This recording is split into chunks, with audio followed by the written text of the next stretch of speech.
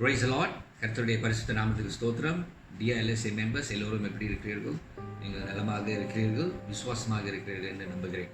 சரி, இன்னைக்கு பிரியமானவர்களே, போன வாரத்தின் ஸ்பிரிச்சுவாலிட்டி இஸ் ப்ராக்டிகாலிட்டி என்கிற அந்த தலைப்பில், ஆவிக்குரியது நடைமுறையானது என்ற தலைப்பில் பிரசங்கம் செய்தேன். அதனுடைய 2வது பாகம் பார்ட் 2 தான் இன்றைக்கி நான் பேச போகிறேன். கவலைப்படாதீர்கள், இன்னைக்கு 30 நிமிஷம் 35 நிமிஷத்தில் முடித்திருப்பேன். போன வாரத்தில் ஆங்கிலம் தமிழ் பைலிங்குவலாக நான் பேசினதுனால 1 மணி நேரம் எடுத்தது.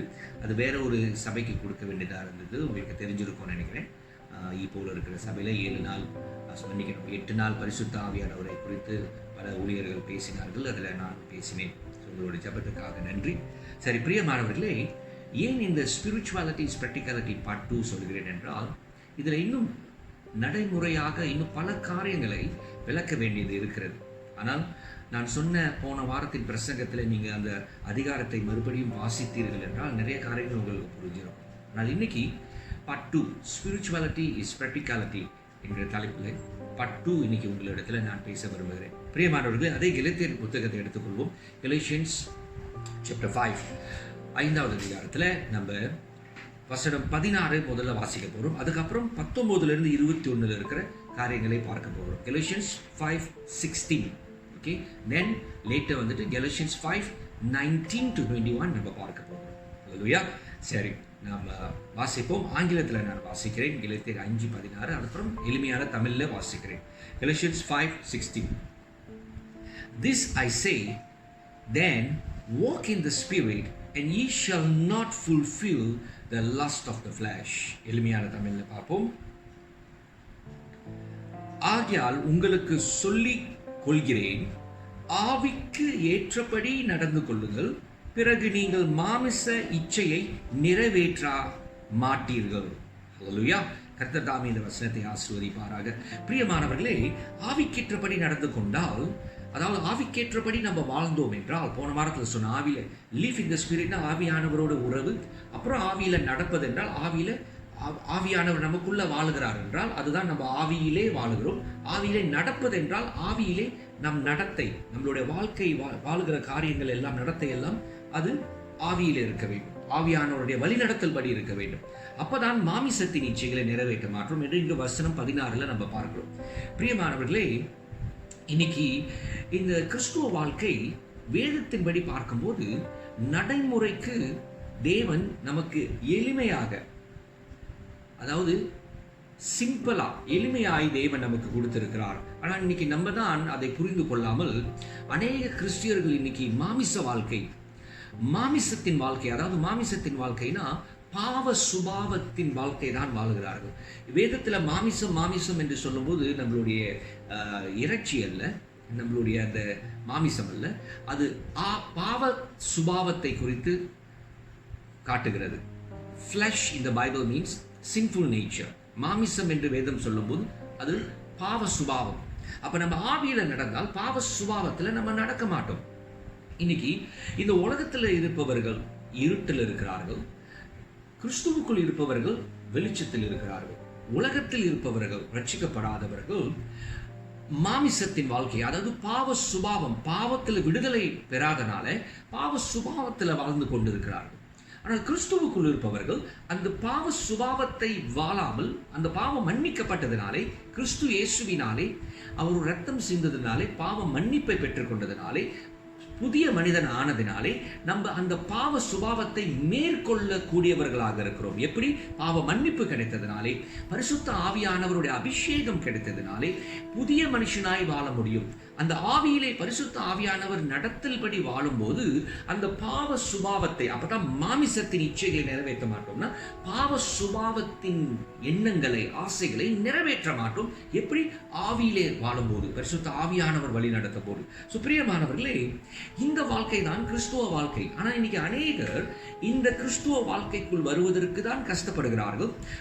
இப்படிப்பட்ட ஒரு கிறிஸ்துவ வாழ்க்கையை போதிக்கும் போது, இப்படிப்பட்ட ஒரு கிறிஸ்துவ வாழ்க்கை ஆவியிலே வாழ வேண்டும் என்று போதித்து கண்டிக்கும் போது இன்னைக்கு ரொம்ப கிறிஸ்தவர்களுக்கு பிடிக்க மாட்டது. இன்னைக்கு ஏன் ஒரு ஊழியக்காரனாய் நான் ஏன் கெட்டவனாக இருக்கிறேன்? ஏன் பல பேருக்கு நான் கெட்டவன்? பிரியமானவர்களே, அதற்கு காரணம் கண்டிக்கும் போது, ஆவிக்குரிய ஏற்றபடி நடந்து கொள்ளுங்கள் என்று கண்டிக்கும் போது அதை ஏற்றுக்கொள்ள அநேக கிறிஸ்தவர்களுக்கு முடியல. இன்னைக்கு 2 தீமோத்தி 3ஆம் அதிகாரம் வசனம் 16, 17 வாசிக்கும் போது திருவசனங்கள் போதிக்கவும் கண்டிக்கவும் கண்டனம் பண்ணவும், அதாவது உங்களை கண்டனம் என்றால் ரொம்ப ஸ்ட்ரிக்டா, ரொம்ப கடினமாய் உங்களை போதிப்பதற்கும் கடினமாய் ஏசுவதற்கும் கொடுக்கப்பட்டிருக்கு தேவ வார்த்தை. அப்படின்னு ஏன் தேவன் அப்படிப்பட்ட ஒரு காரியத்தை 2 தீமோத்தி 3ஆம் அதிகாரம் வசனம் 16, 17 நீங்க பார்க்கலாம். தேவ ஆவியினால் அருளப்பட்டது, அதுவும் தேவ ஆவியினால் அருளப்பட்டது எதற்கு? ஒரு மனுஷன் தேறினவனாகுவதற்கு, அவனை கண்டிப்பதற்கும் உபதேசிப்பதற்கும் திருத்துவதற்கும் கண்டித்து கண்டனம் பண்ணுவதற்கும் வசனத்தை வைத்து. அப்படி செய்யும் போது ஏன் தேறினவர்களாக, இந்த நற்கிரியைக்கும் பிரயோஜனம் உள்ளவர்களாக இருக்கும்படி, அப்ப தேறினவர்கள் ஆகும்படி இதை உபதேசிக்கும் போது ஆவிக்கு ஏற்றபடி நடந்து கொள்ளுங்கள், உங்க பாவ சுபாவத்தின்படி நடக்காதீர்கள் என்று போதிக்கிற ஊழியக்காரன் இன்னைக்கு கெட்டவனாகிறான். காரணம், பாவ சுபாவம் உங்களுக்குள்ள இருக்கும்போது ஆவிக்கு ஏற்றபடி சொல்லுகிறவர்கள் ஏற்றுக்கொள்ள மாட்டீர்கள். இதை நான் சொல்லலை, இங்க நீங்க பார்த்தீங்கன்னா 17ஆவது வசனத்துல 17 நான் வாசிக்கிறேன் தமிழ்ல, ஆவிக்கு எதிராக மாமிச இச்சையும் மாம்ச இச்சைக்கு எதிராக ஆவியும் செயல்பட விரும்புகிறது. இவை ஒன்றுக்கு ஒன்று எதிரானவை. ஆகையால் நீங்கள் உண்மையில் விரும்புவதை உங்களால் செய்ய முடியாது. மாமிசத்துல செய்ய முடியாது. அப்ப பாருங்க, ஆவிக்கும் மாமிசத்துக்கும் எப்போதும் விரோதம் உண்டு. அதனாலதான் இன்னைக்கு நிறைய பேருக்கு நான் விரோதியாக இருக்கிறேன். அதை பத்தி நான் கவலைப்படலை, ஏன்னா வேதம் அதான் சொல்லுது. ஆவிக்கேற்றபடி உபதேசிக்கிறதுனால தான் அநேகருக்கு நான் விரோதியாகிறேன். அதை பத்தி பிரச்சனை இல்லை, ஆனால் இதுதான் சத்தியம். சுப்பிரியமானவர்களே, ஆனால் இங்கு முடியாது, உங்களால் விரும்புவதை உங்களால் செய்ய முடியலன்னா, அப்படின்னா தேவனுக்கு பிரியமானதை ஏன் வாழ முடியலன்னா, நீங்க ஆவிக்குரிய பலத்துல வாழாதனால. அதனால தான் போன வாரம் பிரசங்கத்துல சொன்னேன், இந்த ஆவிக்குரிய பலன் கிறிஸ்துவ வாழ்க்கை வாழ, இந்த ஆவிக்குரிய பலன் ஊழியத்தை செய்ய அபிஷேகம், இந்த ஆவிக்குரிய பலன் விசுவாசத்திற்காக மரிக்க வேண்டும் என்றாலும் அதற்கு பலத்தை கொடுக்கும். அப்ப இன்னைக்கு கிறிஸ்துவ வாழ்க்கை வாழ்வதற்கு நிறைய பேருக்கு முடியல. உண்மையா இருக்க முடியல, உண்மையை பேச முடியல, பரிசுத்தமாய் வாழ முடியல, சத்தியமாய் வாழ முடியல, கெட்ட எண்ணம் இல்லாமல் வாழ முடியல, விரோதிக்காமல் வாழ முடியல, வஞ்சனம் வைக்காமல் வாழ முடியல, பழி வாங்குதல் இல்லாமல் வாழ முடியல கிறிஸ்தவர்களுக்கு. காரணம், பரிசுத்த ஆவியின் வல்லமையில வழி நடத்தப்படாதனாலதான். எப்படி மற்றவங்களுக்கு குழி பறிக்கலாம், எப்படி மற்றவங்களுக்கு கெட்டது செய்யலாம் என்று கிறிஸ்தவர்களே நினைக்கிறார்கள். ஆவிக்குரிய வல்லமையிலே நடத்தப்படவில்லை, ஆவியானவரால் நடத்தப்படவில்லை. ரோமர் 8:14 சொல்கிறது, எவர்கள் தேவ ஆவியில நடத்தப்படுகிறார்களோ அவர்கள் தேவனுடைய புத்திரர்கள் எனப்படுவார்கள். அப்படின்னா பைபிள்ல தேவனுடைய புத்திரர்கள் என்றால் கிறிஸ்தவர்கள் தான், சீஷர்கள் கிறிஸ்தவர்கள். அப்ப எவர்கள் தேவ ஆவியில நடத்தப்படுகிறார்களோ அவர்கள் கிறிஸ்தவர்களாக இருப்பார்கள். இன்னைக்கு ஊழியர்களே கிறிஸ்தவர்களாக நடக்கல, விசுவாசிகளும் கிறிஸ்தவர்களாக நடக்கல. இன்னைக்கு அதனால தான் இந்த உலகத்துல இவ்வளவு பிரச்சனைகள். பிரியமானவர்களே, ஆனால் இன்னைக்கு நான் விசுவாசிக்கிறேன், இந்த சத்தியம் உங்களுக்கு ஒரு உண்மையான விடுதலை தர வேண்டும் என்றுதான் இந்த 2வது பாகமா உங்களிடத்துல பிரசங்கிக்கிறேன். கவனமாய் கேளுங்கள். இந்த ஆவிக்குரிய வாழ்க்கை வாழ்வதற்கு, இந்த ஆவிக்குரிய வாழ்க்கைக்கு எதிராக இருக்கிற பாவ சுபாவங்களை நீங்கள் தெரிந்து கொண்டால், உங்களுடைய ஆவிக்குரிய வல்லமை, தேவ பரிசுத்த ஆவியானுடைய வல்லமையை வைத்து அந்த வல்லமையிலே இந்த மாமிச கிரியைகளை நீங்கள் சாகடிக்க முடியும். ரோமர் 8ஆவது அதிகாரத்துல வசனம் 3, 4, 5 எழுதி கொள்ளுங்கள். எத்தனை பேர் பிரசங்கத்தை கேட்டுட்டு மறுபடியும் அந்த வசனங்களை எழுதி மறுபடியும் வாசிக்கிறீங்க எனக்கு தெரியல.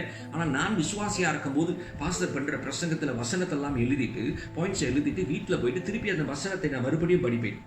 அது செய்தீங்கன்னா நல்லா இருப்பீங்க, அல்லேலூயா, வளருவீங்க, கனி கொடுப்பீர்கள். பிரியமானவர்களே, கவனமாய் கேளுங்கள். அப்ப ஆவிக்குரிய இந்த வாழ்க்கை வாழ்வதற்கு ரோமர் 8ஆவது அதிகாரம் வசனம் 3, 4, 5 பார்த்தீங்கன்னா, நீங்கள் ஆவிக்கு ஏற்றபடி நடந்து கொண்டால் மாமிசத்தின் கிரியைகளை நீங்கள் நிறைவேற்ற மாட்டீர்கள். அது அங்கும் இருக்கு, இங்கேயும் 16 வசனத்துல பார்த்தோம். ஆகையால் உங்களுக்கு சொல்லுகிறேன், ஆவிக்கு ஏற்றபடி நடந்து கொள்ளுங்கள், பிறகு நீங்கள் மாமிச இச்சையை நிறைவேற்ற மாட்டீர்கள். இந்த இடத்துலயும் அந்த வசனம் இருக்கு, ரோமர்லயும் இருக்கு. சுப்பிரியமானவர்களே, அப்ப பரிசுத்த ஆவியின் வல்லமையில நடத்த நம்ம இடம் கொடுக்க கொடுக்க கொடுக்க இந்த மாமிச கிரியைகளை நடைமுறையிலே செய்ய மாட்டோம். அதான் சொன்னேன், ஆவிக்குரிய வாழ்க்கை நடைமுறையானது. இன்னைக்கு ரொம்ப கிறிஸ்தவர்கள் பரிசுத்தமா வாழ முடியாது, பைபிள் சொல்றபடிலாம் வாழ முடியாது, இப்படி ஆண்டவர் சொல்றபடிலாம் நம்ம எல்லா இடத்துலயும் வாழ முடியாது. அது பிசாசனுடைய பொய். நான் போன வாரத்திலையும் சொன்னேன். சுப்பிரியமானவர்களே, பரிசுத்த ஆவியின் வல்லமையினாலே பரிசுத்த ஆவியானவரால வழி நடத்தும் போது சிலவங்க அபிஷேகம் அபிஷேகம் அபிஷேகம் அற்புத அடையாளம் செய்யறேன்னு சொல்லுவாங்க. ஆனால் உண்மையிலே ஆவிக்கேற்றபடி மாமிச சுபாவத்தை அவர்கள் மேற்கொள்ளவில்லை. பிரியமானவர்களே, யூதாசும் போன வாரம் சொன்னேன், யூதாசு அபிஷேகம் இருந்தது, ஆனால் அவன் எங்க போய் முடிந்தான்? பிலியாம் தீர்க்கதரிசி, பேலம் அவனுக்கு அபிஷேகம் இருந்தது, தீர்க்கதரிசியாக தான் இருந்தான், ஆனா எங்க போய் முடிஞ்சிச்சு அவனோட வாழ்க்கை? அப்புறம் நாங்க பிசாசு ஓட்டணும் போன வாரம் சொன்னேன், பிசாசு ஓட்டணும் தீர்க்க தரிசனம் எடுத்து கடைசியில் உங்களை எனக்கு தெரியாதுன்னு இயேசு சொல்லிட்டான். பிரியமானவர்களே, அது ஊழியம் செய்வதற்கு அபிஷேகத்தை கொடுக்கறதுனால நம்ம பரலோகம் போய் சேர்ந்துரும்னு அர்த்தம் இல்லை. அந்த அபிஷேகம் ஊழியம் செய்ய கொடுத்தார் ஆவியானவர் பலன், அதே ஆவியானவர் தான் வாழவும் கொடுத்தார். ஏன் வாழ முடியல? அற்புதங்களை செய்ய முடியுது, ஆனா கிறிஸ்தவனா வாழ முடியலையோ? அற்புதங்களை செய்ய முடியுது, கிறிஸ்தவங்களா வாழ முடியாட்டினா விசுவாசமாய் கிறிஸ்துவுக்காக சாகவும் முடியாது யாராலும். இதெல்லாம் போன வாரம் சொல்லிட்டேன். ஆனால் பிரியமானவர்களே, இன்னைக்கு இந்த மாமிசத்தை மேற்கொள்வதற்கு இங்கு 17 காரியங்கள் இருக்கு. இது ஒன்னொன்னா நான் விளக்க முடியாது, விளக்குனா மறுபடியும் 1 மணி நேரம் ஆகிவிடும். ஆனால் நீங்க என்ன செய்யணும், உங்களுக்கு இன்னும் ஹோம்ஒர்க் கொடுக்குறேன். இந்த ஒவ்வொரு 17 காரியங்களும் இது என்னவென்று நீங்களே வீட்டில் படித்து அதை புரிந்து கொள்ளுங்கள். அப்படி உண்மையிலேயே புரியாட்டினா எனக்கு ஃபோன் அடிச்சு கேளுங்கள். நான் இன்னும் மலேசியாவில் தான் இருக்கேன், இன்னும் லண்டனுக்கு போகவில்லை. ஹல்லேலூயா. அதனால நீங்க ஃபோன் அடித்து இது என்ன சொல்லுதுன்னு கேளுங்கள். அது கேட்டாதான் நம்ம வாழ்ந்துருவோமே, அதான் கேட்க மாட்டேங்கிறோம். ஹல்லேலூயா. நீங்க கேட்பீங்கன்னு நம்புறேன். இந்த 17 காரியங்கள் மாமிச சுபாவத்தில் வருகிற பாவங்கள். ஆனா இந்த 17 மாத்திரமல்ல, இன்னும் இது இருக்கிறது. எப்படி தெரிந்து கொள்வது அவைகளை? தேவனுக்கு விரோதமாய் தேவனுடைய வார்த்தையை தெரிந்து கொள்ள எது தேவனுக்கு பிரியமில்லாதது என்று அதிகமாய் கற்றுக்கொள்வோம். ஆனால் இங்கு கொடுக்கப்பட்ட இந்த 17 காரியங்கள் நம்ம வாழ்க்கையில இருக்குது என்றால் ஆவிக்குரிய வாழ்க்கையினால இதை மேற்கொள்ள வேண்டும். இதை மேற்கொண்டோம் என்றால் ஆவியில நம்ம வாழ்கிறோம் என்று நடக்கும். அப்ப கிறிஸ்துவர்களுக்குள்ளே இந்த காரியங்களும் இன்னும் இதுக்கு மேலே பல காரியங்கள் தேவனுக்கு பிரியமில்லாத பாவ சுபாவத்தில் வருகிற பழைய வாழ்க்கையில் இருக்கிற பழைய சுபாவங்கள் நமக்கு இருக்கக்கூடாது. பழி வாங்குதல், பொய் சொல்றது, ஏமாற்றுறது, கெட்ட எண்ணம், மற்றவங்கள் மேல பொறாமை, இதெல்லாம் இங்க இருக்கிறது. இது எல்லாம் நம்ம இல்லாம ஒரு வாழ்க்கையை வாழணும். மற்றவங்களை எப்படா மற்றவங்க விழுந்து போவாங்க, மற்றவங்க எப்படா வீணா போவாங்க, அதெல்லாம் பொறாமை, அது என்வி அண்ட் பொறாமை, இதெல்லாம் சொல்லப்பட்டிருக்கு. இதெல்லாம் இல்லாத ஒரு வாழ்க்கையை நம்ம வாழ வேண்டும். ஹல்லேலூயா. பிரியமானவர்களே, இந்த காரியத்தை நம்ம செய்யும் போது இந்த மாமிச சுபாவங்கள், பாவ சுபாவங்களை தெரிந்து கொண்டால் தான் நீங்கள் ஆவியிலே இவைகளை மேற்கொள்ள உங்களுக்கு உதவியா இருக்கும். இதுதான் எனக்குள்ள இந்த எண்ணம் வருதோ, இது மாமிச பாவ சுபாவம், இதை நான் ஆவியினாலே மேற்கொள்ளும். பரிசுத்த ஆவியானவர் வல்லமையினாலே மேற்கொள்ளணும். பரிசுத்த ஆவியானவர்களை நடத்த தான் இதெல்லாம் மேற்கொள்ள முடியும். அப்ப இதெல்லாம் மேற்கொண்டு கிறிஸ்துவ வாழ்க்கை வாழணும்னா பரிசுத்த ஆவியானவர் உங்களை நடத்துவதற்கு முழுமையாய் நீங்கள் இடம் கொடுக்க வேண்டும். அது போன வாரத்துல சொன்னேன். அதிகமாய் அந்நிய பாஷையில பேசுங்கள், ஜபம், வேத வசனத்தையும் நம்ம தியானிக்க வேண்டும். இதெல்லாம் அடிப்படை. ஆனால் இதெல்லாம் செய்வது இதற்காக தான். ஆவிக்குரிய வாழ்க்கை வாழும்போதுதான் தெய்வ புத்திரர்கள் கிறிஸ்துவர்களாக இருக்க முடியும். ஹல்லேலூயா. சரி, நம்ம வாசிப்போம் 19 - 21. இங்க 17 காரியங்கள் இருக்கு. நான் எளிமையான தமிழ்ல வாசிக்கிறேன். நான் ஆங்கிலத்துல வாசித்து தமிழ்ல சொன்னா கொஞ்சம் வேறையா இருக்கும் நம்ம இடத்துல. அது உங்களுக்கு விளக்குவதற்கு கஷ்டமா இருக்கும். நான் நேரா தமிழிலேயே வாசிக்கிறேன். ஓகே. கெலாத்தியர் 5வது அதிகாரம் வசனம் 19. மாமிசத்தின் செயற்பாடுகள், அப்ப மாமிசத்தின் கிரியைகள் தெளிவாய் உள்ளன. அங்க தெளிவா இருக்கலாம். அவை விபச்சாரம், வேசித்தனம், அசுத்தம், காமவிகாரம். இங்க 4 இருக்கு. இது ஒண்ணு சுருக்கமா இது சொல்லுகிறேன். அப்படின்னா பிரியமானவர்களே, விபச்சாரம் என்றால் என்ன? திருமணமானவர்கள் தவறான ஒரு உறவு வைத்துக் கொள்ளும் போது, ஆணோ பெண்ணோ இடத்துல உறவு வைத்துக் கொள்ளும் போது, திருமணமானவர்கள் மற்ற திருமணமானவர்கள் இடத்திலோ இல்ல திருமணமானவர்கள் மற்ற திருமணமானாதவர்கள் இடத்துல தவறான உறவு, கணவன் மனைவி இல்லாதவர்கள் இடத்துல உறவு வைத்துக் கொண்டால் அது விபச்சாரம். வேசித்தனம் என்று திருமணமாகாத 2 பேரு தவறான உறவு வைத்துக் கொண்டார்கள் என்றால் அது வேசித்தனம். அப்புறம் அசுத்தம் அப்படின்னா என்னென்ன காரியங்கள்?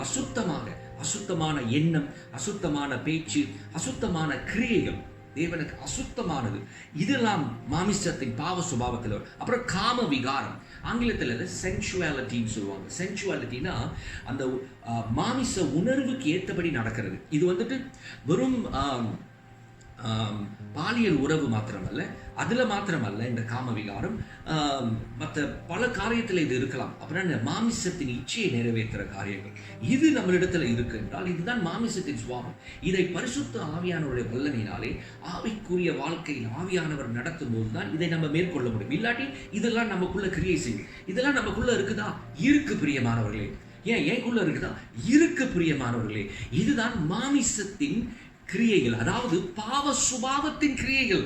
இந்த உலகத்துல பாவம் செய்யாம எந்த மனிதனும் இல்லை. எல்லோரும் பாவம் செய்து தேவ மகிமை அற்றவர்களானோம். அதனால எல்லா மாமிசமான மனிதர்களுக்குள்ளும் இந்த சுபாவங்கள், பாவ சுபாவங்கள், சின்ஃபுல் நேச்சர், பாவ சுபாவம் எல்லா மனிதரிடத்திலும் இருக்கு. அதனாலதான் பிரியமானவர்களே, இப்ப இந்த பாவ சுபாவங்கள் 17 சொல்லுகிறேன் என்கிட்ட இருக்கு. கண்டிப்பா எல்லா மனிதரிடத்துல இருக்கும், என் இடத்திலும் இருக்கும். ஆனா இது ஏன் என்னிடத்துல வெளிப்படாமல் இருக்கிறது என்றால், நான் ஆவியிலே வாழும்போது இது என்னிடத்துல வெளிப்படாது. ஆவியினாலே அதை மேற்கொள்கிறோம். பிரியமானவர்களே, இதுதான் கிறிஸ்துவ வாழ்க்கை. அதனாலதான் நமக்கு ஆவியானவர் கொடுக்கப்பட்டிருக்கிறார். 4 சொல்லிட்டேன்: விபச்சாரம், வேசித்தனம், அசுத்தம், காமவிகாரம். ஓகே, இப்போ 5ஆவதுக்கு போவோம். விக்கிர வழிபாடு. ஓகே, விக்கிர வழிபாடு சொல்லுகிறேன். விக்கிர வழிபாடுனா இன்னைக்கு நீங்களும் நானும் எந்த விக்கிரத்தையும் சிலையும் வழிபடவில்லை. ஆனால் இந்த விக்கிர வழிபாடு என்றால் என்ன அர்த்தம் என்றால், சிலை வழிபாடு மாத்திரமல்ல, தேவனுக்கு மேலாக வேற எந்த பொருளையோ இல்லை எந்த மனிதனையோ இல்லை எந்த காரியத்தையோ அதிகமாய் நேசித்தோம் என்றால் அது விக்கிரம். இப்போ எனக்கு வந்துட்டு வீடு மேலே ஆசை, காடி மேலே ஆசை, தங்கம் மேலே ஆசை, பணத்து மேலே ஆசை. ஆனால் பணத்துக்காக தேவனை 2வது இடத்துல வச்சுட்டேன்னா, பொருளுக்காக, வீடுக்காக, காடிக்காக இல்லை இன்னொரு நபருக்காக நான் வந்துட்டு தேவனை 2வது இடத்தை கொடுத்துட்டேன்னா அது என்னோட வாழ்க்கையில விக்கிர ஆராதனை. இது நமக்குள்ள பாவ சுபாவத்திலிருந்து தான் இது வரும். தேவனை முதலாவது ராஜ்யத்தின் நீதியும் தேட முடியலன்னா, தேவனிடத்துல முதலாவது முழு இருதயத்தோடு, ஆத்மாவோடு, பலத்தோடு அன்பு கூட முடியலன்னா, பிரியமானவர்களே, அப்ப வேற எதையோ முதல்ல வைத்துட்டோம்னா அது விக்கிர ஆராதனை. 6. அடுத்தது பிரியமானவர்களே, விக்கிர வழிபாடு முடிந்து பில்லி சூனியம். பில்லி சூனியம் என்றால், நீங்கள் இன்னைக்கு விச் கிராஃப்ட் ஆங்கிலத்தில் பில்லி சூனியம் என்று சொல்லும் போது, இன்னைக்கு தேவனை விசுவாசிக்கிற மற்ற மூட நம்பிக்கைகள், போமோ, மந்திர வழிபாடுகள், இந்த மாதிரி சில கிறிஸ்துவங்க போமோலாம் பார்க்குறாங்க. இல்லை 4 நட்சத்திரம் பார்க்கறது, இந்த மாதிரி காரியங்கள்லாம் போனால் அதெல்லாம் பில்லி சூனியத்தில் அடங்கும். இந்த மாதிரி சுபாவம் இன்னும் இருக்கா நமக்கு? இன்னும் மூட நம்பிக்கை நமக்கு இருக்கா? பில்லி சூனியங்களை நம்புகிறோமா? போமோ மந்திரக்கட்டுகளை நம்புகிறோமா? 4 நட்சத்திர ராசி பலன்களை நம்புகிறோமா? இதெல்லாம் இந்த பில்லி சூனியத்துக்கு கீழே வரும். எத்தனை ஆச்சு? 5, 6. ஓகே, இப்போ 7 பகைமை. பகை வைத்துக்கிறது, ஆங்கிலத்தில் enmity. அப்படின்னா பகை வைத்துக்கிறது.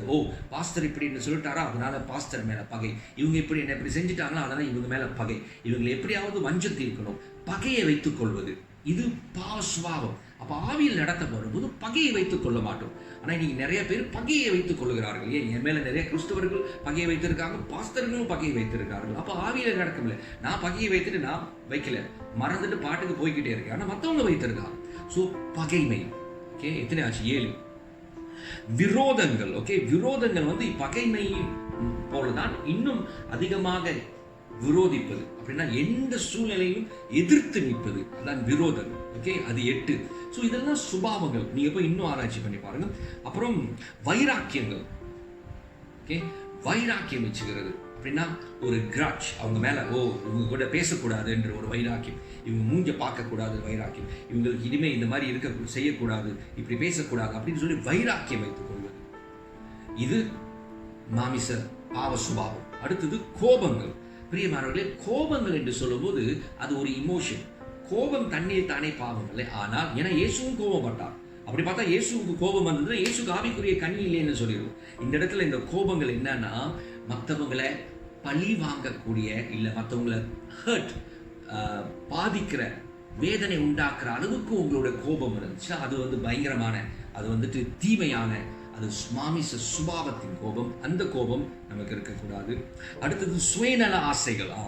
சுயநல ஆசைகள், உங்களோட சுய இச்சைகள், இது மாமிசத்தின் சுபாவம். அப்ப இன்னைக்கு சுய இச்சை, சுய ஆசை வந்துருச்சுன்னா அதுக்காக என்னென்னமோ செய்து விடுகிறார்கள். அதுதான் பாவம். இயேசு சொன்னாரு, அவன் தனக்கானவைகள். பிலிப்பியர் 2வது அதிகாரம் 4-5 வாசித்தால், அவன் தனக்கானவைகள் அல்ல பிறருக்கானவைகளை சிந்திக்க கடவன். அப்ப இந்த சுய இச்சைன்னா ஆவிக்கு ஏற்றபடி நடந்து கொள்ளணும், பிறருக்காக சிந்திக்கணும். ஆனா நம்மள மாத்திரம் நம்ம பார்த்துக்கிட்டு இருந்தோம்னா அது நம்ம சுய இச்சைகள். நம்மள பார்த்துக்கிறது தப்பு இல்லை. ஆனா வேதம் என்றைக்குமே உலகத்தோடு ஒரே மாதிரி இருக்காதுங்க. வேதத்தோட சத்தியமே வேற மாதிரி இருக்கும். அதனால அவன் தனக்கானவைகள் அல்ல. அப்படின்னா தனக்கு பார்த்துக்கிறது தப்பு இல்லை. ஆனா அதை மாத்திரம் நினைக்காம மற்றவங்களை பத்தியும் நினைத்து பார்க்கணும். இயேசு கிறிஸ்து கிட்ட இருந்த சிந்தையே நமக்கும் இருக்க கடவுள். அடுத்தது பிரிவினைகள். பிரிவினைகள் எல்லாம் பிரிவினைகளை கொண்டு வருது. இவங்களுக்கும் இவங்களுக்கும் பிரிவினை, அவங்களுக்கு பிரிவினை, இந்த மாதிரி மற்றவங்க இடத்துல பிரிவினைகளை கொண்டு வருகிற சுபாவம். நம்ம மற்றவங்களெல்லாம் பிரித்து வைக்கிறோமா, அதாவது சண்டை மூட்டி விடுறோமா, இந்த மாதிரி சுபாவங்கள். அடுத்தது இங்கே வந்து தமிழில் வந்து கோஷ்டிக் பூசல்கள் என்று போட்டிருக்கு. அதாவது ஹேரசிஸ், கள்ள உபதேசம், கள்ள உபதேசத்தில் கொண்டு போகிறது. ஹேரசி, இங்கிலீஷில் ஹேரசி அப்படின்னா தவறான ஒரு உபதேசத்துக்குள்ளே கொண்டு போய் தவறாக ஜனங்களை நடத்துவது, தவறாக ஜனங்களிடத்தில் உபதேசம் சொல்லி ஒரு தவறான ஒரு கூட்டத்தை, ஒரு கிளிக்கை உண்டாக்குறது. இதெல்லாம் வந்துட்டு மாமிச சுபாவம். சில சபையில் செய்கிறாங்களே, பாஸ்டருக்கு விரோதமாக ஒரு கூட்டத்தையே உருவாக்குறாங்களே, அதெல்லாம் வந்துட்டு கள்ள தீர்க்கதரிசிகள். அந்த மாதிரியான ஒரு கூட்டத்தை பாஸ்டருக்கு விரோதமாக கொண்டு வராங்கன்னா, பாஸ்டர் என்ற பிரசங்கத்துக்கு விரோதமாக பேசுகிறாங்கன்னா, இதெல்லாம் ஹெரசி தான். தவறான உபதேசத்துக்குள்ளே கொண்டு போகிறாங்க. பாஸ்டர் சொல்கிற உபதேசத்தையே எதிர்த்து பேசுகிறாங்கன்னா அதுதான். இதெல்லாம் பாவ சுபாவத்தில் வருகிறது. அடுத்தது பிரியமானவர்களே, 21 பொறாமைன்னு என்னது? மற்றவங்க நல்லா இருக்கிறது பார்த்தா நமக்கு பொறுக்காது, மற்றவங்க நல்லா இருக்கிறத வந்துட்டு பிடிக்காது. அவங்களுக்கு தீமை வந்தால் தான் சந்தோஷம், அவங்களுக்கு நல்லா வந்தால் அவங்களுக்கு எப்படி இது இருக்க முடியும், நமக்கு கிடைக்க வேண்டியது அவங்களுக்கு கிடைச்சிருச்சு அப்படின்னு நினைக்கிறது பொறாமை. இந்த பொறாமை மாமிச சுபாவம் பிரியமானவர்களே. இந்த பொறாமை இருக்கக்கூடாது. குடிவெறினா குடிச்சி, ஆல்கஹால், பீர் குடிக்கிறது, தண்ணி கொடுத்து போதையில் போகிறது, இந்த மாதிரியான குடிவெறி காரியங்கள், இது மாமிச சுபாவம். இந்த மாதிரி காரியத்தில் போகும்போது நீங்கள் பார்த்தீங்களா, குடிச்சு வண்டி ஓட்டி நிறைய ஆக்சிடென்ட், நிறைய பேர் இறந்து போகிறாங்க. அப்போ இது மாமிசத்தின் சுபாவம். அந்த குடிவெறியில் என்ன செய்யணும்னு நமக்கு தெரியாததில்லை, குடியில் தெரியும் என்னன்னு, ஆனால் கண்ட்ரோல் பண்ண முடியாது. நம்ம கண்ட்ரோலில் நம்ம இருக்க மாட்டோம். எனக்கு எப்படி தெரியும்? ரட்சிக்கப்படாத மீந்தி நம்ம குடித்திருக்கோம். ஆனால் எல்லாம் ஒன்றுமே தெரியாதுன்னு சொல்கிறது பொய். தெரியும், ஆனால் நம்ம கண்ட்ரோல் பண்ண முடியாது. எதுவுமே தெரிஞ்சாலும் கண்ட்ரோல் பண்ண முடியாது. அதனால தான் குடித்து வெறிக்கக்கூடாது என்று வேதம் சொல்லுகிறது. அடுத்தது களியாட்டங்கள் என்னதுமா? பார்ட்டி, மேரி மேக்கிங். தமிழில் சொல்லுவாங்களே, கூத்து குமாலம் அடிக்கிறது, அதுதான்.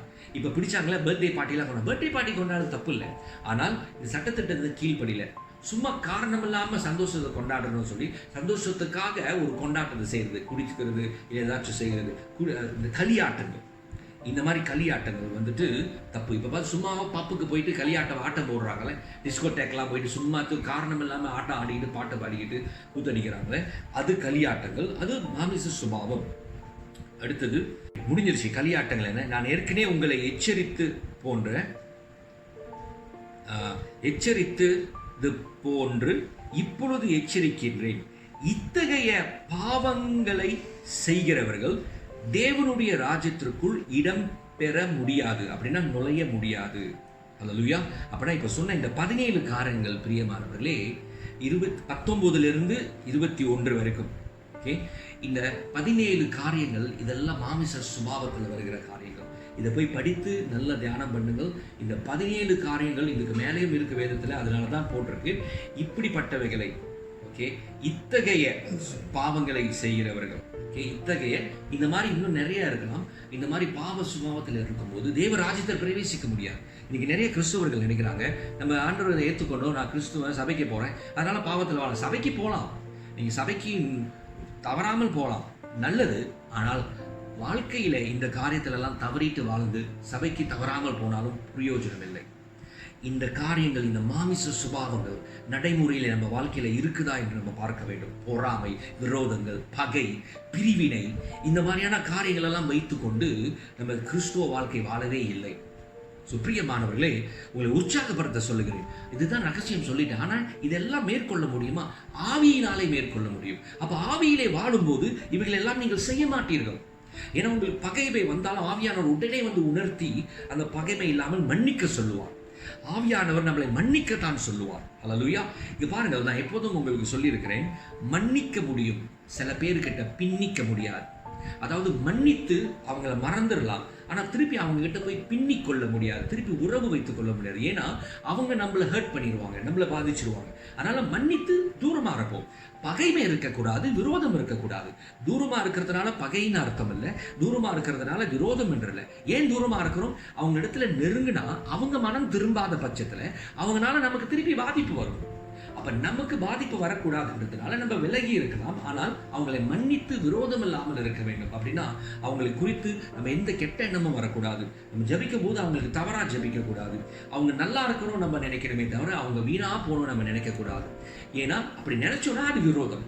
சுப்பிரியமானவர்களே, இப்படிப்பட்டவைகளை நம்ம மேற்கொள்ளணும்.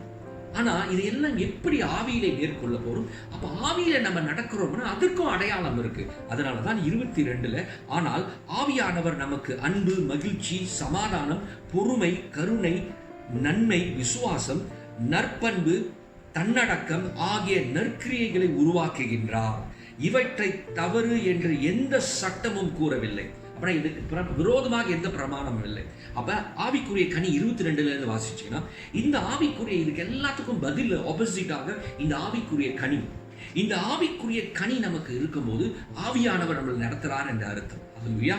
சுப்பிரியமானவர்களே, ஆவிக்கு ஏற்றபடி நம்ம நடக்கும்போது இப்படிப்பட்ட பிரமாணத்துக்கு விரோதமாக எதுவும் இல்லை என்று சொல்லும்போது, அதனாலதான் 18 போட்டிருக்கு, நீங்கள் ஆவியில நடந்தால் பிரமாணத்துக்கு கீழ் இல்லை, நீங்கள் நியாய பிரமாணத்துக்கு கீழ் இல்லை, கோபாக்கனைக்கு கீழ் இல்லை, தண்டனைக்கு கீழ் இல்லை. சுப்பிரியமானவர்களே, இதை நல்ல தியானம் செய்து இன்றைக்கு எவ்வளவு பரிசுத்த ஆவியானவர் நம்ம வாழ்க்கையை நடத்த முடியுமோ அவ்வளவு பரிசுத்த ஆவியானவர் நம்ம நடத்துவதற்கு இடம் கொடுப்போம். நிச்சயமாய் பாவ சுபாவம் அது தலை தூக்க பார்க்கும். ஆனால் தலை தூக்குற நேரத்தில் எல்லாம் பரிசுத்த ஆவியானவருடைய வல்லமை நம்மை மேற்கொள்ள வைக்கட்டும். அதனாலதான் அந்நிய பாஷையில் அதிகமாக பேசணும்னு சொன்னேன். அது போன வாரத்தில் அந்த டாபிக். இன்னைக்கு பட்டுல சொல்லுகிறேன், அந்நிய பாஷை அதிகமாக பேசுறது ஒன்று. அடுத்தது வேதத்தை அதிகமாக தியானம் பண்ணுங்க. ஏன்னா கர்த்தருடைய வார்த்தை யோவான் 6:63 இயேசு சொன்னார், இது ஆவியும் என்னவா இருக்கிறது, ஜீவனுமா இருக்கிறது என்று சொன்னார். கர்த்தருடைய வார்த்தை ஆவிக்குரியது. அது நம்மளை அதை வைத்து ஆவியானவர் நம்மளை கண்டிப்பார், உணர்த்துவார். அப்ப தேவனுடைய வார்த்தை. அடுத்தது அந்த நம்மளுடைய ஜெப வாழ்க்கையில் அந்நிய பாஷையில் அதிகமாக நம்ம ஜெபிக்கும் போது பிரியமானவர்களே, நம்ம ஆவிக்கு ஏற்றபடி நடந்து கொள்ள ஆவிக்குரிய பலத்தை அடைவோம். ஆவிக்குரிய பலன் வர வர வர வர நம்மளால சுலபமாய் சகஜமாகிவிடும். நம்மளுடைய ஆவிக்குரிய வாழ்க்கை சகஜமாகிவிடும் பிரியமானவர்களே. அல்லேலூயா, அல்லேலூயா. எப்படி சகஜமாகும் இதை சொல்லி நான் முடிக்கிறேன். ரோமர் 8வது அதிகாரம் வசனம் 5 வாசிப்போம். ரோமர் 8 வசனம் 5. மாமிசத்தின்படி நடக்கிறவர்கள் மாமிசத்திற்கு உரியவை பற்றி மட்டுமே சிந்திக்கிறார்கள். ஆவியின்படி பின்பற்றி நடக்கிறவர்கள் ஆவிக்குரியதை மட்டுமே சிந்திக்கிறார்கள். அப்படின்னு என்ன தெரியுமா? ஆவியில நீங்கள் நடக்க நடக்க நடக்க உங்களுடைய சிந்தனை எண்ணமெல்லாம் ஆவிக்குரியது ஆகிவிடும். அப்ப ஆவிக்குரிய சிந்தனை ஆகிருச்சுன்னா சகஜமாக இயல்பாகவே நேச்சுரலி சகஜமாகவே நீங்கள் ஆவியில நடப்பவர்கள் ஆகிவிடுவீர்கள். எந்த சூழ்நிலையிலும் சகஜமாக ஆவிக்குரியபடி சிந்திக்கிறவர்கள் ஆவிக்கேற்றபடி நடப்பார்கள். ஆனா மாமிசத்தின்படி சிந்திக்கிறவர்கள் மாமிசத்தின்படி தான் நடப்பார்கள். அப்படின்னா ஒரு பிரச்சனை வரும்போது ஆவிக்கேற்றபடி சிந்தித்து சிந்தித்து ஆவியில நடத்தப்பட்டு பழக்கமாயிட்டோம்னா ஆவிக்கு ஏற்றபடியே நம்ம நடக்க ஆரம்பிச்சிருவோம். ஸோ அதனால தான் ஆவிக்கேற்றபடி நடக்க இது ரெண்டு ரொம்ப முக்கியம். உங்களுடைய ஜபத்தில் அந்நிய பாஷையில் அதிகமாக பேசுங்கள். ஜபம் பண்ணுறது நம்ம தேவைகளை கேட்கறது நினச்சிட்டு இருக்கோம். இல்லைங்க, தேவனோடு உறவாடு. ஜபத்தில் தேவனோடு நம்ம பேச்சு தொடர்பு கொள்ளும் போது தேவனோடு உறவு கொள்ள தேவன் பேசுவதை நம்ம கேட்க ஆரம்பிப்போம். நம்ம தேவனிடத்தில் பேச தெரியாட்டி அந்நிய பாஷையில் அதிகமாக பேச தேவ ஆவியானவர் நம்மிடத்தில் பேசுவதை கேட்போம், உணர்த்துவதை கேட்போம். அவர் உணர்த்த நம்ம பேச நம்ம ஆவியிலே பக்தி விருத்தி எப்படி தெரியுமா அடைவோம்? ஆவியானவர் நிறைய காரியங்களை உணர்த்துவார். நம் பாவங்களை, நம் எண்ணங்களை உணர்த்தி நம்மளை மனம் திரும்புதலுக்குள் நடத்தி நம் சிந்தனை ஆவிக்குரியதாய் என்னன்னா தேவ வார்த்தை சத்தியத்திற்கு ஏற்றபடிதான் ஆவார். ஆவிக்குரிய சிந்தைனா என்னது? சத்திய வசனத்தின்படி சிந்திக்கிறவர்களாகும். அப்ப இந்த இடத்துல ஆவிக்குரிய சிந்தை என்றால் அப்படின்னா அப்படியே பறந்துகிட்டு சிந்திக்கிறதல்ல. கர்த்தருடைய வார்த்தை ஆவியும் ஜீவனும். அப்ப கர்த்தருடைய வார்த்தையை அதிகமாய் சிந்திக்க ஆவிக்குரியவர்கள் சிந்தனை ஆவிக்குரிய செயலை நம்ம கொண்டு வரும். இந்த காரியத்தை தயவு செய்து கற்றுக்கொள்ளுங்கள். இதை கற்றுக்கொண்ட போதுதான் நீங்கள் கிறிஸ்துவர்களாய் வாழ முடியும். கடைசி காலத்தில் வாழ்ந்து கொண்டிருக்கிறோம். நேரத்தை வீணாக்க வேண்டாம். எவ்வளவு கிறிஸ்துவுக்குள் ஆவிக்கு ஏற்றபடி வாழுகிறோமோ ஆவிக்குரிய சிந்தை நமக்கு பெருக, ஆவிக்குரிய வாழ்க்கை நமக்கு பெருகும். அப்ப மாமிசத்தின் கிரியைகளை சாகடிப்போம். அல்லேலூயா. ஜெபிப்போமா. இந்த மாமிச காரியங்களை தியானம் பண்ணி பாருங்கள். 19 இதெல்லாம் நமக்கு இன்னும் இருக்குதா? தயவு செய்து தியானம் பண்ணி அதை மேற்கொள்ள ஆவியானவரிடத்துல பலம் கேளுங்கள்.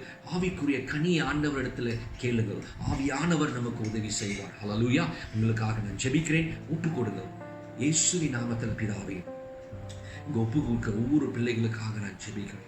அன்றுவே நாங்கள் பாவ சுபாவத்திலே நாங்கள் இருப்பவர்கள், ஆனால் இயேசு கிறிஸ்துவினாலே, அவர் இரத்தத்தினாலே எங்கள் பாவங்கள் மன்னிக்கப்பட்டது.